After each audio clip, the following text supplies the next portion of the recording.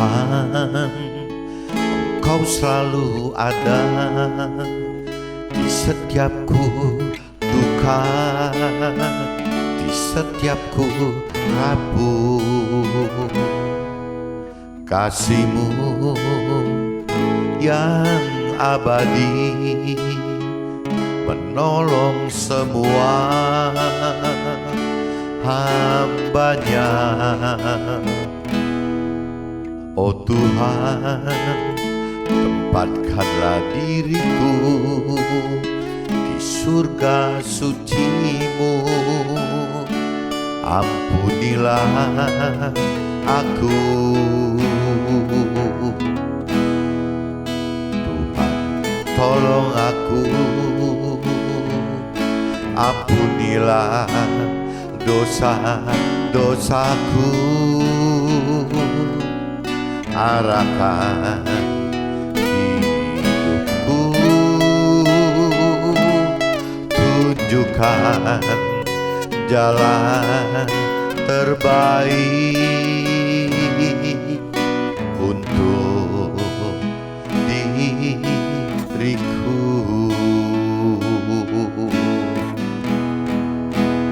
Tuhan, tolong aku. Ampunilah dosa-dosaku. Arahkan hidupku, tunjukkan jalan terbaik untuk diriku.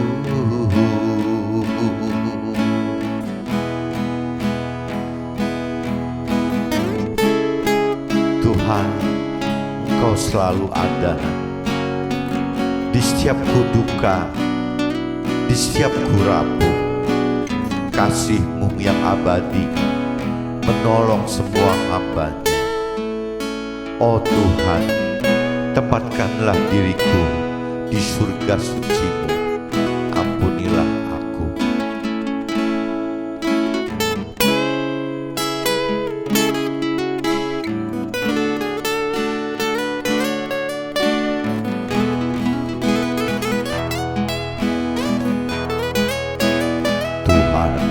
Tolong aku, ampunilah dosa-dosaku. Arahkan hidupku, tunjukkan jalan terbaik untuk diriku.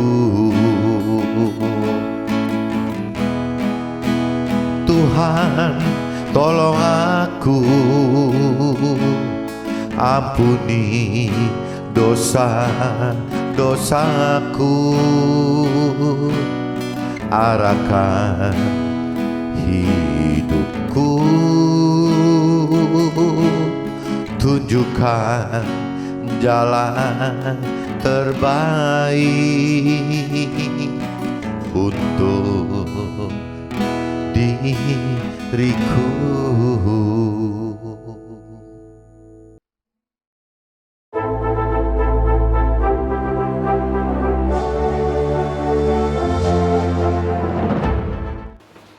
Jumpa kembali di MTT Journey Inspiration of Life. Pagi ini saya mau coba sharingkan teman-teman dengan temanya janganlah hidup cabul dengan inginkan memuaskan nafsu duniawi yang kotor gitu. Jadi janganlah hidup cabul dengan inginkan memuaskan nafsu dan duniawi yang kotor. Nah ini kadang-kadang teman-teman secara umum cabul itu terkesan hanya berbuat nakal gitu ya, seolah-olah tidak senonoh gitu. Tapi kalau kita simak lebih dalam, cabul itu adalah perbuatan kotor, teman-teman. Jadi bentuk kotor itu ya relatif. Kalau bentuk kotor secara tubuh ya berarti mungkin cabul. Bisa juga misalnya dengan perkataan yang ngawur-ngawur ya berarti bisa juga bentuknya jiwa gitu. Tapi bisa juga hal-hal yang menyimpang daripada rohani gitu ya bisa juga kategorinya cabul. Jadi cabul itu bukan cuma sebatas dari sisi tubuh saja, teman-teman. Ternyata cabul itu bisa terkait juga dengan banyak hal gitu, baik tubuh, jiwa, dan roh, teman-teman.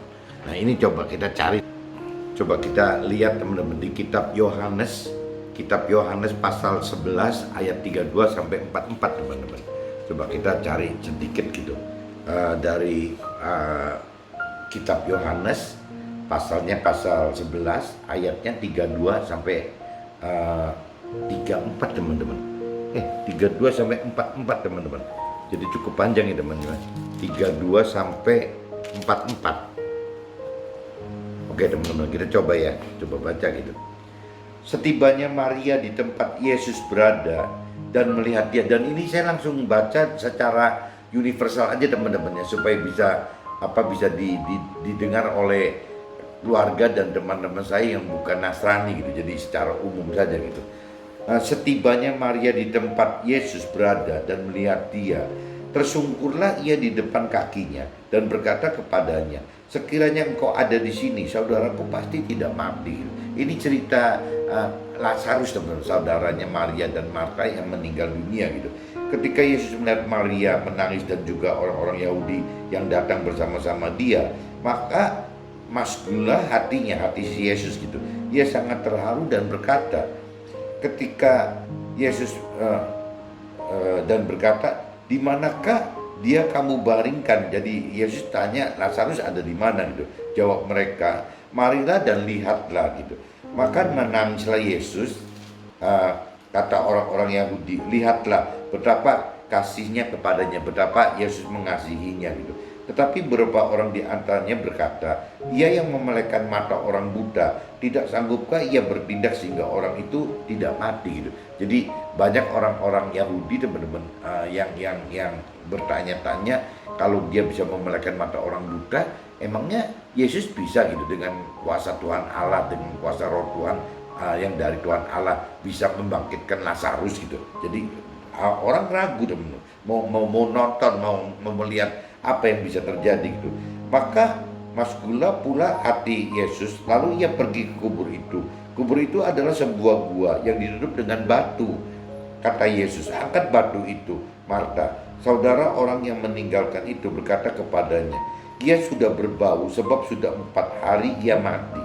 Jawab Yesus, bukankah sudah kukatakan kepadamu, jikalau engkau percaya engkau akan melihat kemuliaan Allah.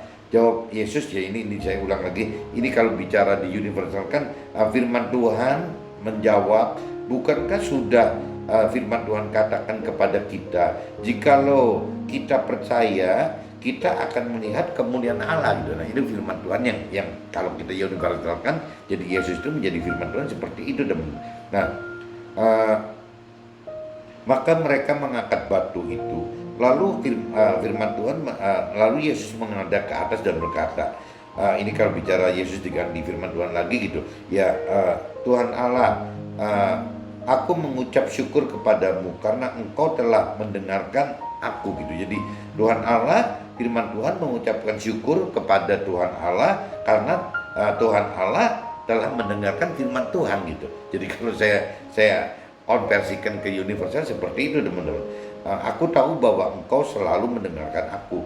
Firman Tuhan tahu bahwa Tuhan Allah selalu mendengarkan firman Tuhan gitu. Tetapi oleh karena orang banyak yang berdiri di sini mengelilingi aku, tapi karena oleh orang banyak yang berdiri di sini mengelilingi firman Tuhan, yang menonton firman Tuhan gitu.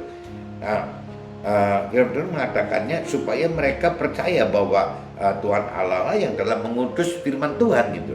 Jadi ini kembali lagi, ini kesaksian, teman, kesaksian yang Yesus perbuat gitu ya, untuk menyatakan bahwa Tuhan Allah itu ada gitu ya, lewat kesaksian ini, mujizat ini, teman-teman. Jadi dan sesudah berkata demikian, berserulah ia dengan suara keras, Lazarus, marilah keluar gitu. orang yang telah mati itu datang keluar, kaki dan tangannya masih terikat dengan kain kapan dan mukanya tertutup dengan kain peluh. Kata Yesus kepada mereka, bukalah kain-kain itu dan biarkan ia pergi. Nah ini jadi akhirnya mujizat terjadi teman-teman. Jadi apa ya? Jadi kematian Lazarus ini justru menjadi satu kesaksian gitu bahwa Tuhan Allah itu ada dan Tuhan Allah itu memang ya maha kuasa gitu. Ya buktinya bisa membangkitkan orang yang mati itu. Jadi bukan cuma memalaikan mata aja, tapi membangkitkan orang mati pun sanggup gitu. Nah ini cerita di kitab Yohanes itu seperti itu teman. Jadi saya ambil di sini, saya simak di sini. Ini kan waktu meninggalnya si Lazarus ini kan bukan istilahnya sebelum mati gitu, sebelum meninggal itu ada mukjizat misalnya jadi sembuh atau gimana. Kadang-kadang mukjizat itu menghendaki, Tuhan Allah menghendaki itu dibiarkan dulu sampai mati dulu teman-teman. Mati pun kadang-kadang ditunda lagi sampai 4 hari gitu, baru bisa dibangkitkan ya. Tujuan penundaan seperti ini pastikan dengan harapan bahwa orang makin beriman kepada Tuhan teman-teman. Orang makin beriman kepada Tuhan Allah, orang makin berpengharapan kepada Tuhan Allah, dan juga bisa dengan matinya tertunda 4 hari, semakin banyak orang di sekitar Marta dan Maria, ya si Lazarus meninggal sudah 4 hari ini, semakin banyak orang menjadi gempar bahwa ini Lazarus sudah meninggal loh, dari dari omongan ke omongan gitu. Akhirnya jadi tersebar berita bahwa Lazarus sudah meninggal loh, Lazarus sudah meninggal loh, sampai 4 hari teman.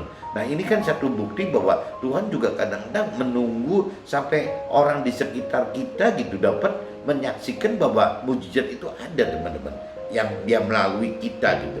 Nah ini jadi banyak kendala. Kenapa kok janji Tuhan gitu, kadang mujizat maupun janji Tuhan itu terkesan tertunda-tunda gitu. Sebenarnya bukan tertunda-tunda, karena waktu menunda membangkitkan Lazarus aja Yesus gitu sebagai perantara Tuhan Allah ini masgul dan menangis kok gitu. Jadi bukan tujuannya Tuhan Allah dan Yesus untuk menunda-nunda gitu, tapi karena ada maksud Tuhan Allah di belakang itu semua. Ya minimal buat si orang-orang yang mengalami mujizat itu, yang memang menjadi alat Tuhan untuk dipakai sebagai mujizat itu, minimal ya jadi bagaimana meningkatkan iman dan pengharapan teman-teman. Tapi kalau bagi sesamanya gitu, yang bukan yang mengalami mujizat itu, bagi penontonnya gitu, orang yang menyaksikan di sekitarnya gitu, ya berarti itu bisa juga menunggu lebih heboh gitu, lebih gempar, lebih banyak orang yang bisa menyaksikan mujizat Tuhan ini teman-teman. Jadi ada 2 hal teman-teman yang terkait dengan yang menjadi alat bersaksi karena mengalami mujizat, tapi bisa juga karena sesamanya, karena orang-orang yang di sekitar yang mengalami mujizat itu teman-teman. Jadi dua-duanya berfungsi, sehingga ya tidak aneh kalau tertunda, karena memang ya Tuhan yang tahu jelas kapan waktu yang paling ideal gitu untuk bisa mujizat itu terjadi, untuk bisa pengendapan janji Tuhan itu terjadi teman-teman.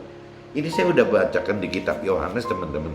Coba sekarang saya cross check teman-teman dengan yang di kitab Ibrani teman-teman. Kitab Ibrani pasal 12. Coba teman-teman cari Ibrani pasal 12 ayatnya 1 sampai 17 teman-teman. Ayatnya 1 sampai 17. Nah, ini saya coba bacakan lagi teman-teman. Nasihat supaya bertekun dalam iman gitu. Nasihat supaya bertekun dalam iman. Ini coba dibaca dari ayat 1-nya teman-teman, 1 sampai 17. Karena kita mempunyai banyak saksi, bagaikan awan yang mengelilingi kita, marilah kita menanggalkan semua beban dan dosa yang begitu merintangi kita, dan berlomba-lomba dengan tekun dalam perlombaan yang diwajibkan bagi kita gitu. Marilah kita melakukannya dengan mata yang tertuju kepada firman Tuhan yang memimpin kita dalam iman gitu, dan yang membawa iman kita itu kepada kesempurnaan, yang dengan mengabaikan kehinaan tekun memikul salib, ganti sukacita yang disediakan bagi pelaku firman Tuhan gitu, yang sekarang duduk di sebelah ya sekarang firman Tuhannya jelas memangnya asalnya dari Tuhan Allah, ya berarti ada di dalam tahta Tuhan Allah gitu. Ingatlah selalu akan firman Tuhan yang tekun menanggung bantahan yang sehebat itu terhadap dirinya, terhadap si firman Tuhannya gitu. Dari pihak orang-orang berdosa supaya jangan kamu menjadi lemah dan putus asa. Nah ini teman-teman, saya bacakan langsung secara universal gitu, sehingga kadang-kadang memang jadi rada ribet gitu, tapi maksudnya supaya bisa berlaku umum gitu. Jadi intinya gitu teman-teman, melakukan firman Tuhan itu ya pasti di sini dikatakan bahwa ada menanggung hinaan gitu, harus mengalami duka cita bukan sukacita gitu loh. Ya harus menanggung bantahan yang sehebat itu gitu dari orang-orang sekitar kita. Tuhan Allah, firman Tuhan katakan apabila kita melakukan firman ya konsekuensinya kita akan ngalamin itu teman-teman. Cuman Tuhan Allah dan firman Tuhan katakan supaya jangan kita menjadi lemah dan putus asa gitu. Jadi berarti kesimpulannya pelaku firman itu bukan berarti mendapat sukacita teman-teman. Pelaku firman itu bisa mendapatkan duka cita, yang bisa mendapat kesusahan gitu, kesusahan-kesusahan yang memang mesti ditanggungkan gitu, baik kehinaan atau menanggung derita gitu, duka cita ya seperti itu teman-teman.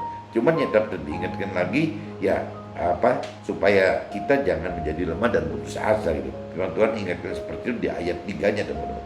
Nah, dalam pergumulan kamu melawan dosa kamu telah belum sampai mencucurkan darah. Jadi intinya kita mengalami kesulitan ini belum sampai mencucurkan darah daripada si Yesus yang memang mesti wafat di kayu salib gitu kan, yang mati di kayu salib gitu, yang wafat di kayu salib gitu. Jadi kita dibanding waktu Tuhan Allah mengutus Yesus itu belum apa-apa gitu teman.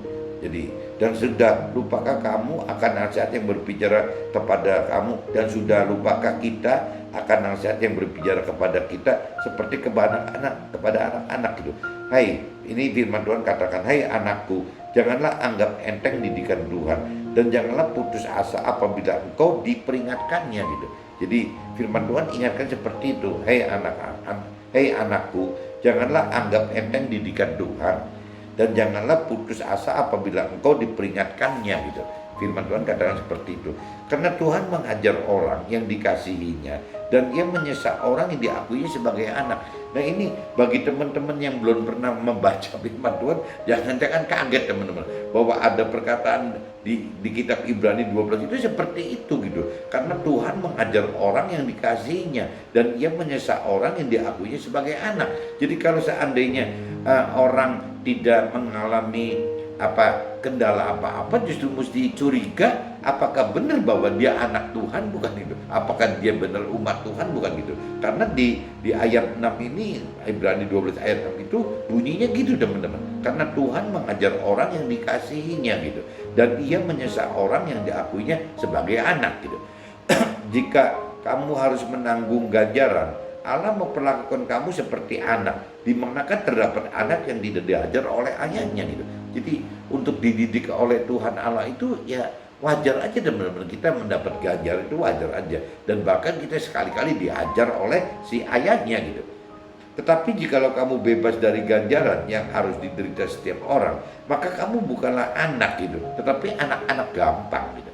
Selanjutnya dari ayat kita yang sebenarnya kita beroleh ganjaran dan mereka kita hormati. Kalau demikian bukankah kita harus lebih taat kepada Tuhan Allah segala roh supaya kita boleh hidup gitu. Jadi kuncinya balik lagi, kita mesti taat kepada Tuhan Allah teman-teman. Sebab mereka mendidik kita dalam waktu yang pendek, sesuai dengan apa yang mereka anggap baik. Tetapi dia mengajar kita untuk kebaikan kita, supaya kita beroleh bagian dalam kekudusannya. Nah ini dari kacamata firman Tuhan, dari kacamata Tuhan. Yang namanya didikan kita dalam waktu pendek itu kan maksudnya didikan kita dalam waktu kita hidup di dunia ini teman-teman. Nah dari sisi firman Tuhan, dari sisi Tuhan Allah gitu, yang namanya waktu di dunia ini disebutnya pendek teman-teman, dianggapnya pendek gitu. Kenapa pendek? Karena 70-80 tahun. Sedangkan kalau parameternya firman Tuhan dan Tuhan Allah, waktu itu kekal teman-teman, bukan 70-80 tahun. Kalau kita bicara 70-80 tahun, coba kalau kita koreksi diri teman ya, kalau seandainya kita hidup dibagi 4 periode gitu, 0 sampai 20 tahun, 20 sampai 40 tahun, 40 sampai 60 tahun, 60 sampai 80 tahun. Firman Tuhan katakan umur manusia itu 80, teman-teman. Jadi kalau kita bicara 4 periode gitu per 20 tahun, ya waktu 0 sampai 20 tahun pertama gitu. Tahap pertama, apakah kita sebutnya masih kanak-kanak gitu, kanak-kanak menjelang remaja gitu. Ya saya nggak ngerti gitu. Apakah nanti kalau dari mulai bayi kali 0 sampai 20, dari mulai bayi ke anak-anak sampai remaja gitu. Tapi begitu menginjak 20 40, apa sudah mulai remaja ke dewasa gitu. Ya apakah kalau dari 40 ke 60 ya sudah disebutnya dewasa gitu. Ya apakah kalau 60 sampai 80 ya apa sudah lanjut usia gitu, teman-teman. Nah, ini kalau kita parameternya itu, teman-teman. Kalau kita balik lagi yang umur 40, ya kita kan masih ingat banget, teman-teman. Kalau kita mundurin satu periode 20 tahun itu kan masih ingat banget bahwa ya waktu umur 20 kita lagi ngapain sih? Itu kalau cerita kita umur 40 gitu. Sebaliknya waktu seusia saya gitu ya, setelah pensiun umur 60, kita juga ingat kok apa yang kita lakukan waktu umur 40. Kita juga berarti kan pendek sekali, teman. Bahkan bukan cuma dari 60 ingat 40, kadang-kadang juga kita masih ingat 60 sampai ke 20, waktu umur 20 kita masih ingat sekali, teman-teman. Begitupun juga waktu kita umur 80, ya kita pasti ingat umur 60, jangan-jangan kita juga ingat waktu umur 40, bahkan masih ingat juga umur 20 gitu. Itu kalau cerita kita tarik mundur, teman-teman, ya, dari umur 40. Kalau dari 20 masih ingat waktu kanak-kanak, dari 40 masih ingat umur 20, dari 60 masih ingat umur 40 dan 20, dari umur 80 jangan-jangan masih ingat umur 60, umur 40 dan umur 20, bahkan sebelum 20, teman-teman. Ini yang disebut pendek itu seperti itu. Nah, kalau kita balikin lagi, teman-teman, kalau saya kadang-kadang mikir, saya umur ayah saya meninggal umur 80-an. Ya, waktu itu berarti saya umur 50-an. Tapi berkembangnya meninggalnya ayah ini buat saya tanpa terasa saya sekarang sudah 60-an, teman-teman. 60. Nah, kalau saya misalnya meninggal sesuai dengan umurnya ayah yang 88, berarti saya akan meninggal umur 88 tahun, teman-teman. Kalau seandainya saya meninggal sesuai firman Tuhan umur 70-80 tahun, berarti saya akan meninggal 10-20 tahun lagi. Nah, 10-20 tahun atau 30 tahun atau 28 tahun ini, 10-20 atau 28 tahun ini, kalau parameternya ayah gitu, ya ini sebentar sekali, teman-teman. Ya ini jadi balik lagi di ayat yang apa, di ayat Ibrani 12 ayat 10 ini, kalau saya bilang sangat benar gitu. Ya, firman ini mengingatkan bahwa waktu kita hidup di dunia ini ya seperti itu. Kita kalau bandingkan dengan apa ya, teman-teman, kalau kita punya rumah atau punya pohon gitu kan, misalnya punya barang, punya kendaraan taruhlah yang bisa berkarat gitu kan. Kalau kadang-kadang saya lihat umurnya kendaraan kita atau rumah kita atau pohon kita, kadang-kadang umurnya lebih tua daripada umurnya ayah kita yang sudah meninggal. Ya, umurnya tetap aja gitu, pohon itu masih tumbuh dengan lebatnya, padahal kita 20 tahun lagi meninggal. Waktu kita 20 tahun lagi meninggal, jangan-jangan si pohon juga pasti belum meninggal, teman-teman. Jangan-jangan mobil kita itu belum habis dimakan karat. Jangan-jangan rumah kita gitu ya masih ada gitu. Jadi betapa singkatnya, betapa pendeknya waktu hidup di dunia ini, teman. Kalau kita menyadari bahwa memang firman Tuhan katakan tidak salah gitu, bahwa memang di dunia ini pendek. Nah, makanya Tuhan katakan bahwa di dunia ini adalah waktunya pendek untuk memproses diri, teman-teman, untuk menghadapi hidup di dalam akhirat yang tidak berbatas, yang kekal gitu.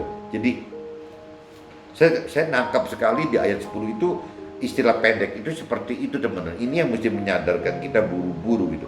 Memang tiap-tiap ganjaran pada waktu ia diberikan tidak mendatangkan sukacita, tetapi duka cita. Tetapi kemudian ia menghasilkan buah kebenaran yang memberikan damai kepada mereka yang dilatih olehnya. Nah, ini kalau kita untuk masuk ke dalam proses pendek ini di dalam dunia ini, ya kembali lagi, teman. Apabila kita melakukan firman, ya kita akan mendapatkan ajaran-ajaran yang seperti itu gitu, yang tidak sukacita tapi malah mendapatkan duka cita gitu, yang memang jadi nggak enak, teman-teman. Tapi kan demi apa ya, demi mendapatkan satu damai sejahtera yang nanti di alam kekal, teman-teman. Keselamatan kekal itu gitu. Jadi di sini kalau saya lanjutkan lagi teman-teman. Tadi kan ayat 10 kan bicara pendek teman. Nah ini kalau kita lanjutkan di ayat 12-nya, sebab itu kuatkanlah tangan yang lemah dan lutut yang goyah gitu. Dan luruskanlah jalan bagi kaki kita, sehingga yang pincang jangan terpelecok tetapi menjadi sembuh gitu. Berusahalah hidup damai dengan semua orang dan kejarlah kekudusan, sebab tanpa kekudusan tidak seorang pun akan melihat Tuhan itu. Jagalah supaya jangan ada seorang pun menjauhkan diri dari kasih karunia Allah, agar jangan tumbuh akar yang pahit yang menimbulkan kerusuhan dan mencemoohkan banyak orang. Ini saya coba kaitkan dulu yang namanya kudus, teman. Kudus itu ternyata kalau kita cari di Google gitu, ya arti kudus itu ya terpisah, teman. Terpisah. Jadi kalau kita mau kudus ya terpisah dari kehidupan orang dunia secara rohani, teman ya. Jadi hidup kudus itu adalah hidup yang terpisah gitu dari pola-pola orang duniawi gitu. Jadi lebih masuk ke urusan rohani seperti yang firman Tuhan katakan, itu namanya kudus, teman. Jagalah supaya jangan ada seorang pun menjauhkan diri dari kasih karunia Allah, agar jangan tumbuh akar yang pahit yang menimbulkan kerusuhan dan yang menyebarkan banyak orang gitu. Janganlah ada orang yang menjadi cabul atau yang mempunyai nafsu yang rendah seperti Esau yang menjual hak kesulungannya untuk sepiring makanan. Nah ini kalau bicara cabul yang tadi saya waktu awal kupas, teman-teman, bahwa cabul itu ternyata bukan cabul kalau secara umum kan cabul itu anggapnya kan terkait dengan perbuatan yang dengan tubuh saja, teman-teman. Tapi ternyata cabul itu tidak. Jadi berkata-kata di jiwa pun bisa kotor gitu. Jadi tubuh bisa kotor, jiwa bisa kotor, yang namanya roh juga bisa kotor. Jadi istilah cabul ini ternyata kotor, dan bukan jorok dalam artian saru gitu ya. Ini kotor gitu. Sebab kamu tahu bahwa kemudian ketika ia hendak menerima berkat itu, si Esau, ini cerita Esau kan, ia ditolak gitu, sebab ia tidak beroleh kesempatan untuk memperbaiki kesalahannya, sekalipun ia mencarinya dengan mencucurkan air mata. Nah ini jangan sampai kita cerita Esau ini, jangan sampai Yakub dan Esau ini, kita jangan sampai menjadi Esau, teman-teman. Jadi terlalu memikirkan dari sisi kepentingan kenikmatan duniawi, akhirnya yang urusan rohani diabaikan saja gitu. Nah akhirnya Esau menyesalkan pada akhirnya. Ini di firman Tuhan di ayat 17 ingetin bahwa sebab kamu tahu bahwa kemudian ketika ia hendak menerima berkat itu, ya ia ditolak sebab ia tidak beroleh kesempatan untuk memperbaiki kesalahannya, sekalipun ia mencarinya dengan mencucurkan air mata gitu. Nah ini jangan sampai kita masuk ke dalam kategori itu, teman-teman. Ini saya sudah bacakan di dua kitab, teman-teman. Kitab Yohanes pasal 11 ayat 32 sampai 44, dan saya sudah bacakan di kitab Ibrani, teman-teman, ayat 12, pasal 12 ayat 1 sampai 17, teman-teman. Nah ini saya coba masuk ke draft saya aja, teman-teman. Tuhan tahu saat yang paling tepat untuk genapi janjinya gitu. Seperti di kitab Yohanes 11 ayat 40 gitu. Bukankah sudah kukatakan kepadamu, jikalau engkau percaya, engkau akan melihat kemuliaan Allah gitu.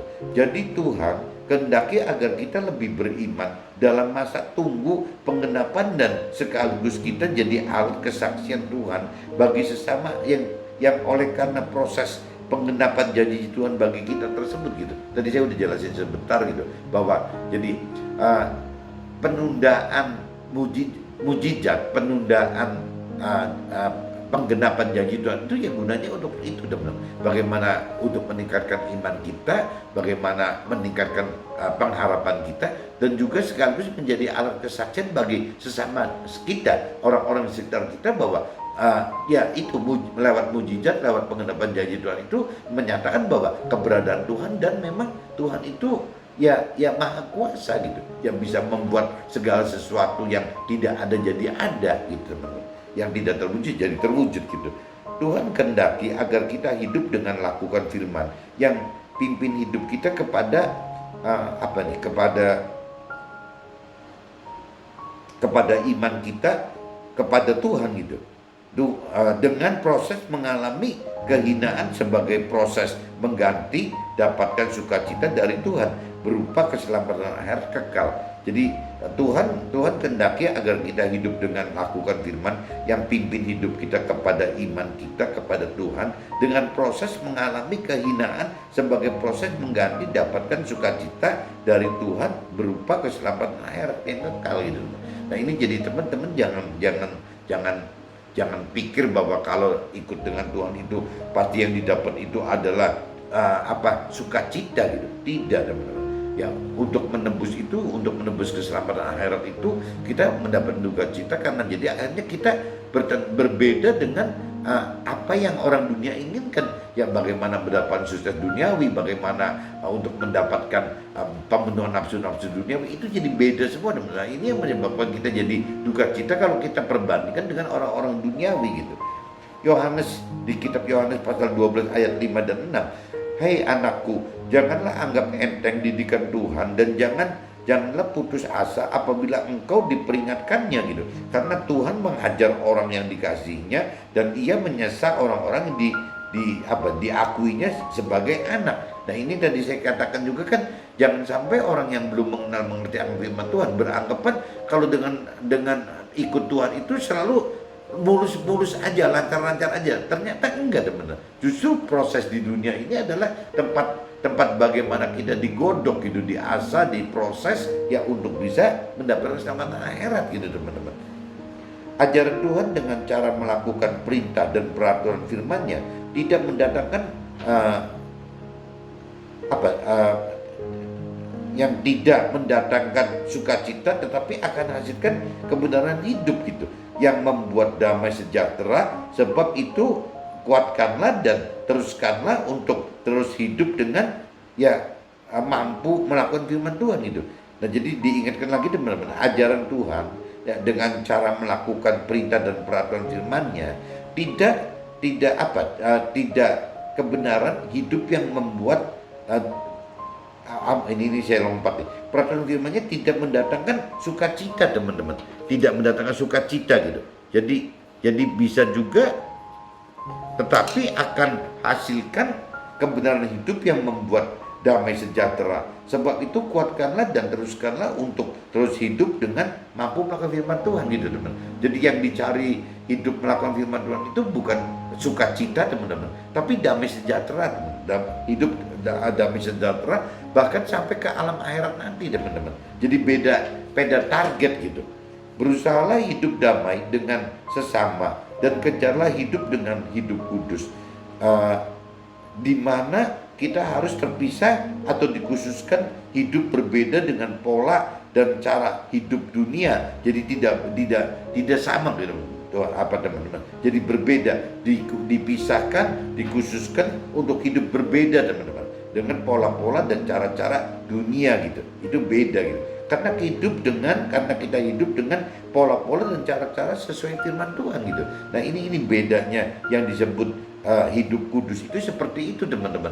Jadi jangan kudus itu maksudnya apa? Kudus itu seperti itu. Kudus itu artinya terpisah, berbeda dengan ya pola-pola umum itu, pola-pola orang dia pada umumnya. Ya untuk kudus itu berarti akan masuk ke dalam pola dan cara-cara hidup yang Tuhan perintah dan beraturkan, yang firman Tuhan perintah dan beraturkan gitu, teman. Itu namanya hidup kudus gitu, teman. Jadi kalau hidup yang tidak kudus adalah hidup yang mengikuti pola-pola dunia gitu, cara-cara dunia. Itu namanya pola ya hidup tidak kudus. Tapi kalau kudus dibalik, teman-teman. Jadi yang mengikuti tidak terpisah dan berbeda karena mengikuti pola-pola dan cara-cara firman Tuhan gitu. Bedanya di situ, teman-teman.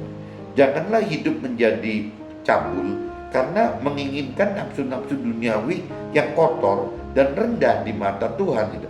Oleh karena lebih memilih untuk mencari kesuksesan dunia dan kebahagiaan hidup di dunia daripada mencari Tuhan dan firman Tuhan untuk dapatkan keselamatan akhirat yang kekal. Nah ini tadi saya udah jelaskan juga bahwa jangan sampai kita cabul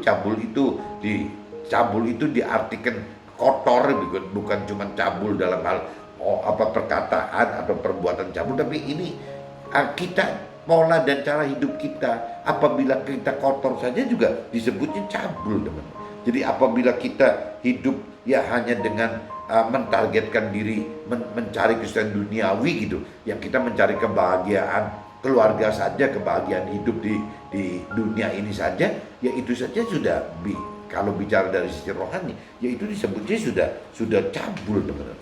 Kotor pola pikirnya. Yang Tuhan inginkan pola hidup yang bersih itu adalah bagaimana kita mendapatkan pemikiran yang bersih, yang positif gitu. Ya dari sisi rohani ya bagaimana bisa hidup mendapatkan keselamatan akhirat itu bukan kesenangan duniawi, bukan parameternya duniawi, teman. Karena duniawi itu dianggap kotor, teman. Justru hidup di dunia ini yang sangat pendek tadi gitu. Ya bagaimana harus kita jadikan sebagai alat proses gitu, alat memproses diri kita sendiri untuk dari kotor itu menjadi ya kudus, menjadi bersih dan kudus gitu. Jadi akhirnya yang Tuhan dan firman Tuhan inginkan, kehendaki, rancangan untuk kita, ya kita bisa masuk ke dalam keselamatan akhirat. Dan kalau cerita teman-teman nggak usah bingung masalah nanti kalau keselamatan akhirat kita nanti bagaimana, kita tuh masih hidup di dunia, masih napak di bumi gitu. Lalu Tuhan kan balik lagi di kitab Matius pasal 6 ayat 33 kan Tuhan katakan bahwa ya carilah dulu aja gitu yang namanya bagaimana bisa hidup kudus, bagaimana bisa hidup dengan tidak cabul gitu, sehingga kita pasti menemukan keselamatan akhirat. Keselamatan akhirat berarti kan yang Tuhan ingin, carilah dahulu kerajaan Allah dan kebenaran firman-Nya, berarti kan keselamatan akhirat didapat karena kita mengerti akan firman Tuhan dan kita berani melakukan firman Tuhan, teman-teman, sehingga akhirnya kita mendapatkan keselamatan akhirat. Nah, adapun yang Tuhan janjikan di kitab Matius 6:33 tadi gitu, yang bahwa Tuhan juga akan berikan tambahannya gitu, karena Tuhan tahu kebutuhan kita hidup di dunia, ya itu sih otomatis, teman-teman, otomatis akan mendapat tambahan. Meskipun berulang-ulang kali saya sharingkan, pengertian akan tambahan ini jadi semakin kita dewasa rohani akan semakin berbeda, teman-teman, semakin mendalami pengenalan akan firman Tuhan gitu. Yang namanya tambahan untuk kebutuhan duniawi gitu, itu akan berbeda sekali, teman. Ujungnya cuman kebutuhan duniawi itu adalah untuk keperluan gitu, bahkan bukan keperluan kita tapi keperluan Tuhan, bukan keinginan pribadi kita, teman-teman. Jadi tambahan yang setelah kita dewasa rohani, setelah kita mengerti akan firman Tuhan, tambahan yang tadinya kita anggap untuk kita pribadi, untuk kepentingan duniawi gitu, ya akan berubah, teman-teman, yang bukan untuk kita pribadi tapi untuk Tuhan, dan sifatnya lebih ke rohani. Akhirnya hal-hal tambahan tadi gitu yang duniawi itu ya untuk kepentingan Tuhan, teman-teman, ya kurang lebihnya ya untuk bagaimana memberitakan kebenaran Tuhan, memberitakan keberadaan Tuhan, memberitakan kebenaran Tuhan demi keselamatan teman-teman kita, sesama kita yang di sekitar kita ini, teman-teman. Nah, tinggal jarak jangkaunya aja. Tuhan mau pakai kita sebagai alat yang bagaimana gitu ya. Kalau memang Tuhan akan pakai kita sebagai alat yang menjangkau di sekitar RT RW kita, ya mungkin nyampainya ke situ. Tapi kalau Tuhan ingin di desa, ya akan sedesa gitu. Ya kalau kecamatan akan naik ke kecamatan, kalau kabupaten ya atau kota madya akan sekabupaten atau kota madya, kalau seprovinsi, sepulau ya atau nasional gitu, bahkan internasional, itu kembali semua ya ada di Tuhan. Tuhan akan jadikan kita sebagai alat apa. Yang jelas kan Tuhan mengasah kita di momen yang pendek ini gitu, ya bagaimana untuk bisa maksimal, teman-teman. Yang Tuhan inginkan kan bukan kita hanya melakukan firman aja, tapi kita juga bagaimana mengajarkan firman dengan cara yang memang menjadi mentor rohani atau menjadi saksi-saksi soal kebenaran firman Tuhan gitu dalam hidup keseharian kita bersama Tuhan dan sesuai dengan firman Tuhan, teman. Mudah-mudahan bisa menangkap gitu. Jadi sekali lagi, jangan hidup cabul dengan inginkan memuaskan nafsu duniawi yang kotor itu, teman-teman. Oke, teman-teman. See you. Bye-bye.